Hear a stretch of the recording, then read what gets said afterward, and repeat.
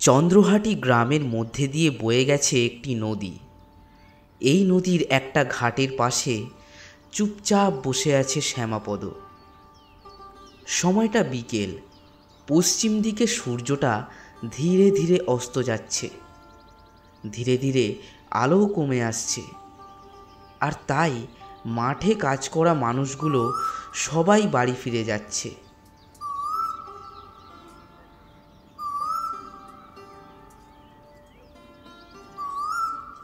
তার সাথে পাখিগুলো নিজ নিজ বাসায় ফিরে চলেছে।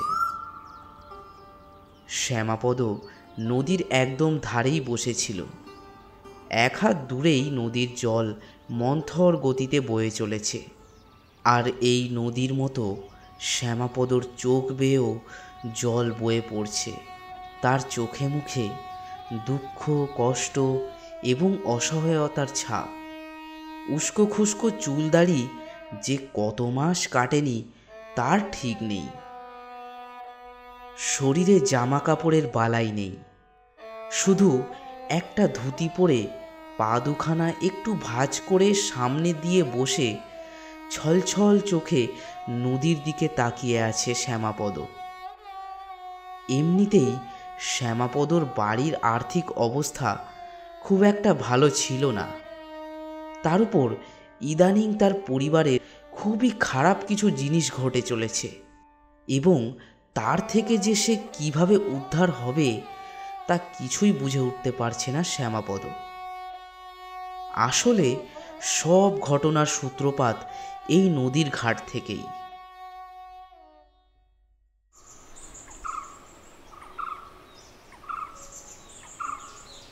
শ্যামাপদর একটা ছোট্ট ধান জমি রয়েছে।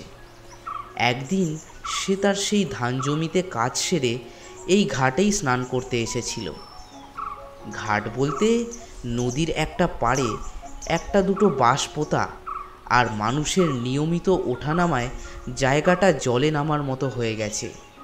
বাঁধানো সানটান কিছুই নেই। গ্রামের স্নান করার ঘাট এই রকমই হয়।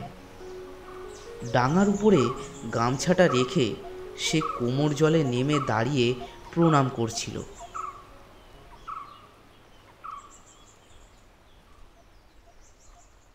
তখন হঠাৎ তার পায়ে কি যেন একটা ঠেকলো। তখন সে জলে হাত ডুবিয়ে জিনিসটা তুলে নিয়ে দেখল এটা একটা কলসি, এবং সেটা লাল কাপড় দিয়ে ঢাকা। আর কলসিটা বেশ ভারী। সে বুঝতে পারছে না যে এর মধ্যে কি রয়েছে। তখন সে তাড়াতাড়ি জল থেকে উপরে এসে তার গামছাটা নিয়ে কলসিটা সেই গামছা দিয়ে ঢেকে তার বাড়ির দিকে হাঁটা দিল।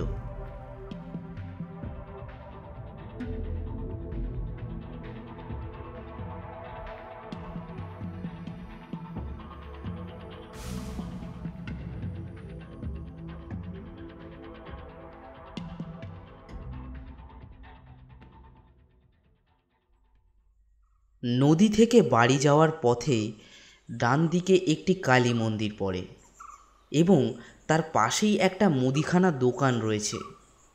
সেই দোকানের দোকানই হলো হরিমুদি। সে শ্যামাপদকে দেখে বলল, ওহে শ্যামাপদ, মাঠ থেকে ফিরছো বুঝি? শ্যামাপদ একটু থতমত খেয়ে বলল, হ্যাঁ হ্যাঁ হরিদা, হ্যাঁ। ভালো, খুব ভালো। তা শুনলাম নাকি তোমার জমিতে এবার ভালোই ফসল ফলেছে? হ্যাঁ হরিদা, মা কালীর আশীর্বাদে নাই নাই করে এবার ভালোই ফসল হয়েছে। বাহ বাহ। তা ভাই শ্যামাপদ, এবার পারলে আমার টাকাটা একটু আস্তে আস্তে শোধ করার চেষ্টা করো। তোমার অনেক টাকা বাকি হয়ে গেছে ভাই। হ্যাঁ হ্যাঁ, চিন্তা নেই, কিছুদিনের মধ্যে সব শোধ করে দেব। জানোই তো আমার বাড়ির অবস্থা।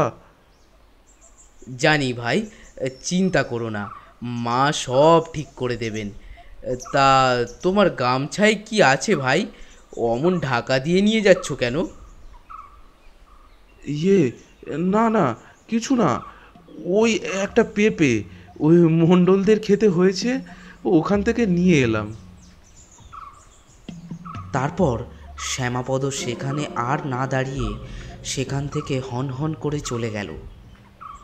হরিমুদির একটু সন্দেহ হলো, ওর গামছার তলায় যদি পেঁপে থাকে তাহলে সেটা ঢাকা দিয়ে নিয়ে যাওয়ার কি আছে।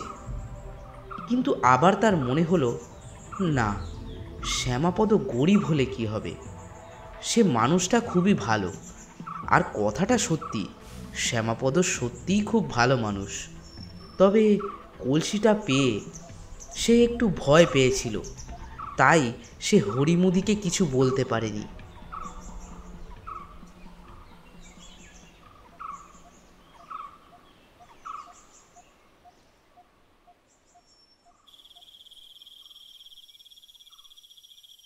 সে একটু ভয়ে ভয়ে কলসিটা নিয়ে তার বাড়িতে এলো।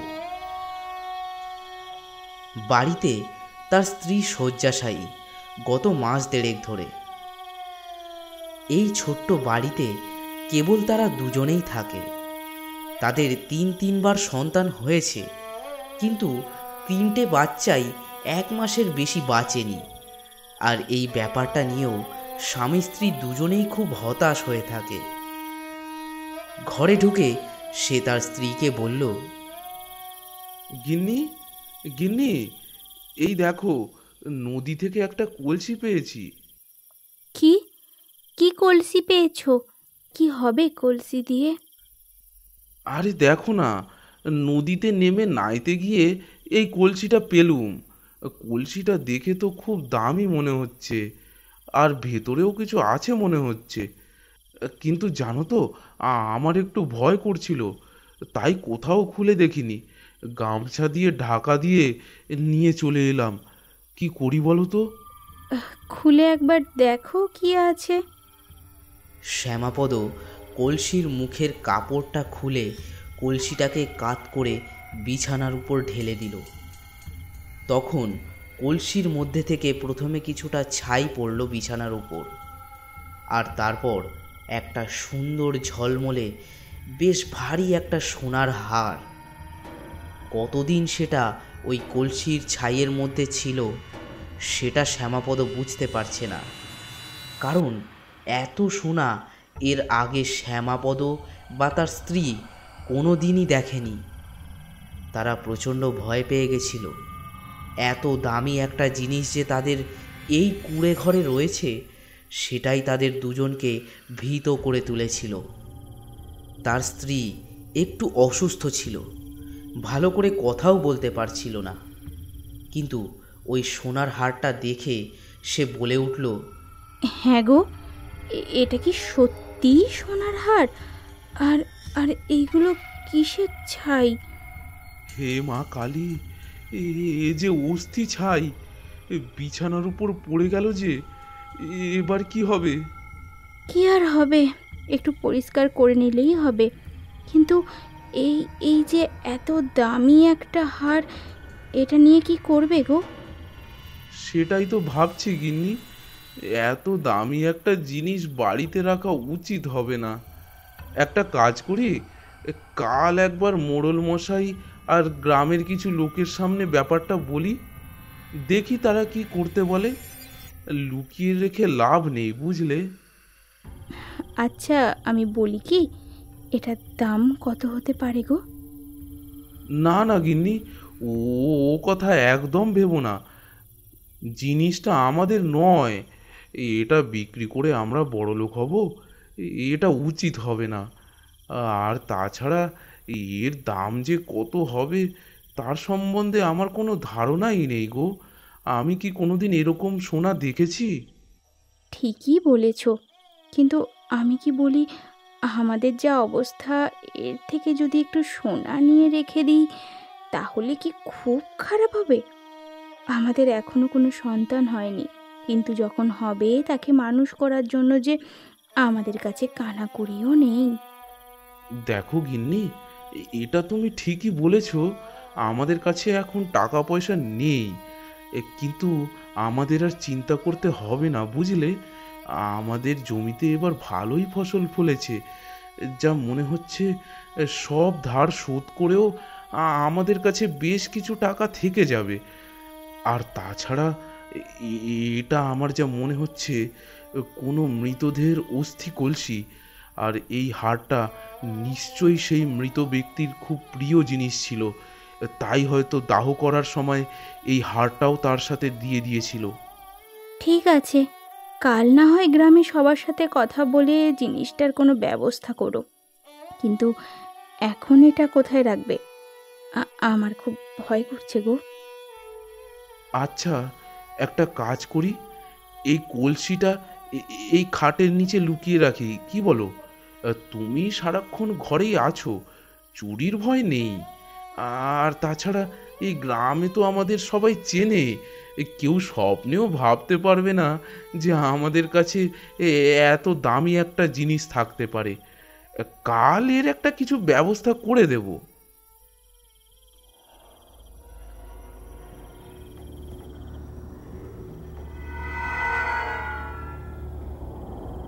সেই দিন রাতে শ্যামাপদ আর তার স্ত্রী নিদ্রাচ্ছন্ন ছিল, কিন্তু তাদের বাড়ির চারিদিক ঘিরে কেমন যেন একটা কালো কুয়াশা ঘনিয়ে আসতে লাগলো, যেন কোনো এক অশুভ শক্তি বাড়িটাকে ধীরে ধীরে সাপের মতো জড়িয়ে পেঁচিয়ে ধরছে।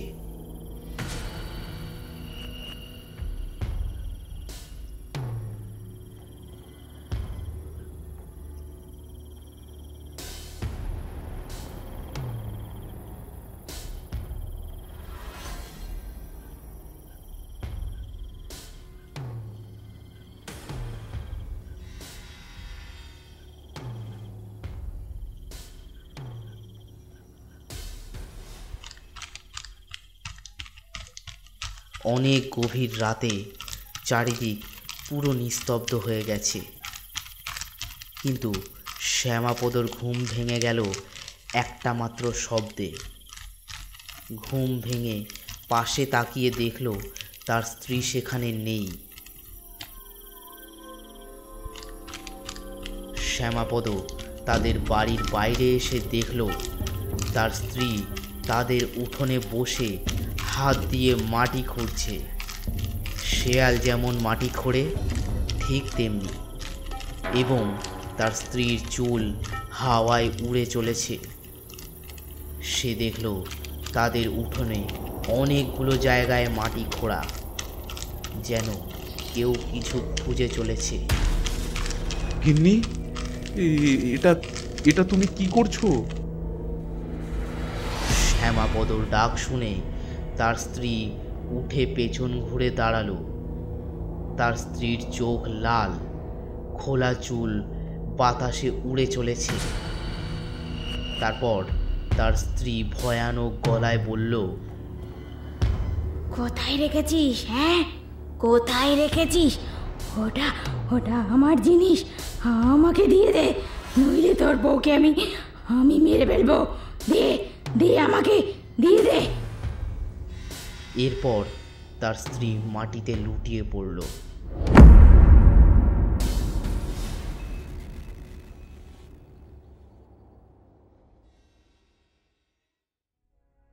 আগের দিন রাতে যা ঘটেছিল সেটা শ্যামাপদ তার স্ত্রীকে বলেনি।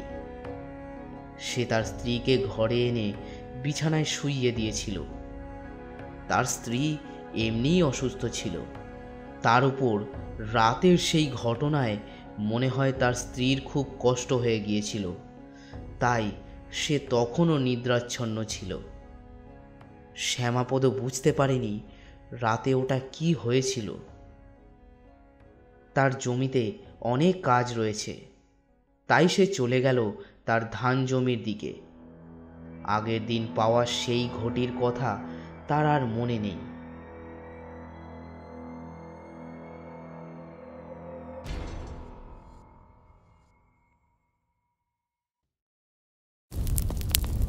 ধান জমিতে গিয়ে তার মাথায় হাত, সে দেখল তার সোনার মতো পাকা ধানের জমিতে দাউ দাউ করে আগুন জ্বলছে, আর আগুনটা জ্বলছে শুধুমাত্র তারই জমিতে।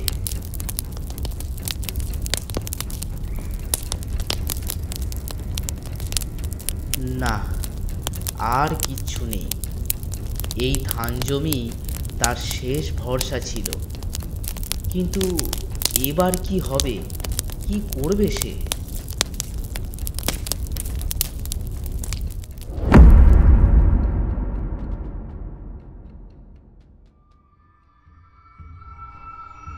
সেই দিন সন্ধেবেলায়ও আরও একটা ভয়ানক ঘটনা ঘটল। তার স্ত্রী যেন আবার কেমন করতে লাগলো। ঘরে বিছানার উপর খোলা চুলে বসে একা একা বলতে লাগলো, এসেছিস এসেছিস, আমার হাতটা আমাকে দিয়ে দে, নইলে আমি আমি তোর বউকে এক্ষুনি শেষ করে দেবো, তোর বউকে শেষ করে দেবো। দে দে দে, আমার হাত দে।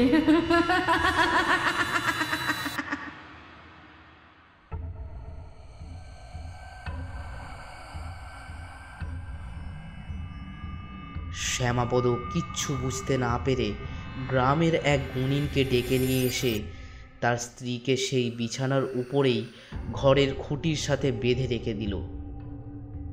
এরপর প্রতি সন্ধ্যায় তার স্ত্রী অদ্ভুত আচরণ করতে লাগলো। এখনও তার স্ত্রী সেই খুঁটির সাথেই বাঁধা রয়েছে। শ্যামাপদ প্রবলভাবে ভেঙে পড়েছে। এত দেনা যে কিভাবে শোধ করবে সে জানে না। শেষ সম্বলটুকু এই বছরের তার ওই ধানগুলোই ছিল কেবল, কিন্তু তা সব শেষ হয়ে গিয়েছে। আর এখন তার স্ত্রীর এই অবস্থা। সে মাথাটা উপরে তুলে বলল, মা, মাগো, কি হচ্ছে এসব আমার সাথে? আমি তো কোনোদিন কারোর কোনো ক্ষতি করিনি, তাহলে আমার সাথেই কেন এইসব হচ্ছে? কি করব আমি? কিরে শ্যামাপদ, কাঁদছিস কেন? কথাটা এলো শ্যামাপদর পেছন দিক থেকে। পেছন ঘুরে সে দেখল একটি ৬-৭ বছরের ছোট্ট ফুটফুটে মেয়ে কথাটা বলেছে। মেয়েটির কোঁকড়ানো চুল, গায়ের রং শ্যামলা, গ্রাম্য ধরনের একটি শাড়ি, মুখটা বড়ই মিষ্টি।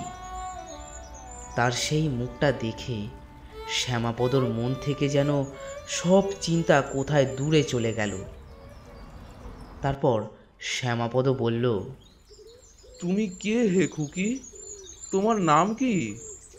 এখানে একা কি করছো? আমার নাম শ্যামা। আমার তো এখানে একটা বাড়ি আছে। অনেকক্ষণ ধরে দেখছি তুই এখানে বসে কাঁদছিস। তাই? কিন্তু তুমি আমার নাম জানলে কি করে খুকি? শ্যামাপদ কিন্তু মেয়েটিকে তুমি করেই সম্বোধন করছিল, তবে মেয়েটি তুই বলে কথা বলছিল। বলল, আমি সব জানি শ্যামাপদ। তোর স্ত্রীর অসুস্থতার কথা, তোর জমির ফসল নষ্ট হয়ে যাওয়ার কথা, আর তোর যে কোনো সন্তান হয়নি সেটাও জানি।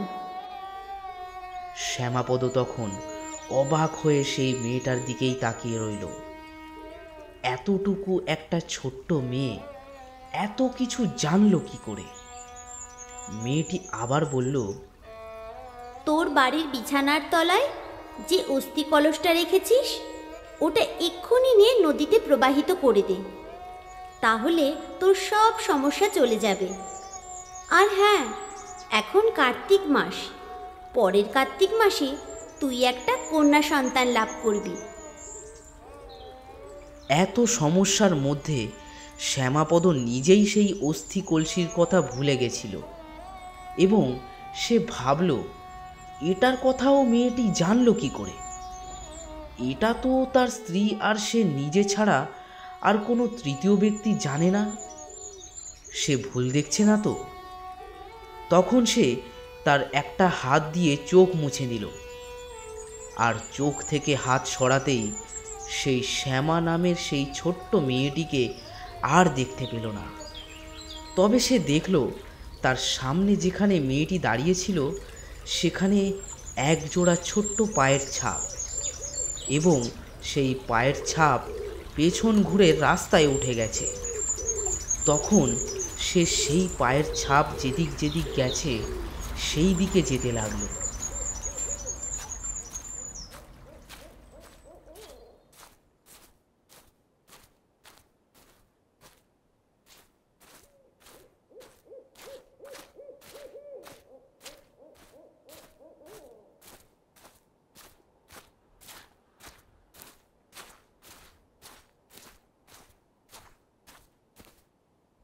কিছুক্ষণ পর সে দেখল সেই পায়ের ছাপ হরিমুদির দোকানের কাছে যেই কালী মন্দির রয়েছে সেখানে চলে গেছে এবং মন্দিরের বারান্দায় উঠে মায়ের প্রতিমার সামনে চলে গেছে। এটা দেখে সে আর চুপ করে দাঁড়িয়ে থাকতে পারল না। সে মন্দিরের সামনেই হাঁটু ভাঁজ করে বসে পড়ল আর তার হাত নিজে থেকেই জড়ো হয়ে বুকে উঠে গেল এবং তার চোখ থেকে অশ্রুধারা বেরিয়ে এলো। মন্দিরের মাটির দেওয়াল ও খড়ের চাল, গর্ভগৃহে মায়ের মূর্তি এবং তার সামনে একটি মাত্র তেলের প্রদীপ জ্বলছে। হরিমুদির দোকান তখন বন্ধ, আশেপাশে আর কেউ নেই। শ্যামাপদ বেশ কিছুক্ষণ বসে কাঁদো কাঁদো চোখে প্রতিমার মুখের দিকেই তাকিয়েছিল। তারপর একটা সময় সে উঠে বাড়ি চলে গেল।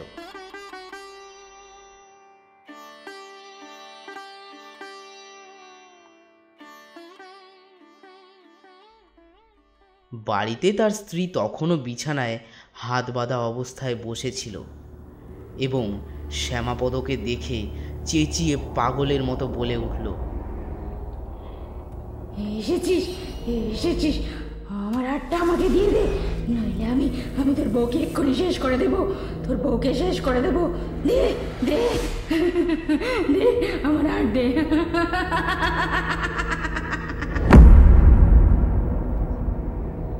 এরপর শ্যামাপদ তাড়াতাড়ি করে সেই কলসিটা বিছানার তলা থেকে নিয়ে নদীর দিকে রওনা দিল। তার স্ত্রী তখনও বিছানার উপর বাঁধা অবস্থায় পাগলের মতো আচরণ করেই যাচ্ছিল। নদীর ঘাটে এসে শ্যামাপদ সেই অস্থি কলসিটা জলে প্রবাহিত করে দিল আর সেই কলসিটাও জলে ভাসতে ভাসতে দূরে চলে গেল। আর অন্যদিকে শ্যামাপদর বাড়ির উপর থেকে একটা কালো কুয়াশা ভেসে কোথায় যেন চলে গেল। শ্যামাপদ তার বাড়িতে এসে দেখল তার স্ত্রী শান্ত হয়ে বিছানার উপরেই বসে আছে।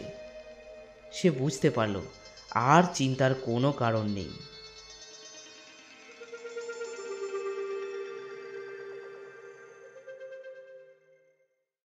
পরের দিন সকালে শ্যামাপদ নিজের সেই ধান জমিতে গিয়ে দেখল তার জমিতে যেমন পাকা ধান ছিল তেমনিই আছে, একটা কণাও ধানের কোনো ক্ষতি হয়নি, যেন সোনার মতো ঝিকমিক করছে।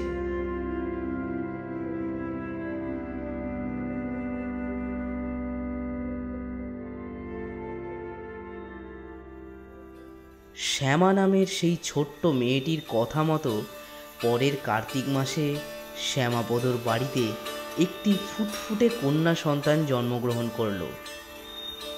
শ্যামাপদ তার মেয়ের নাম রেখেছিল শ্যামা।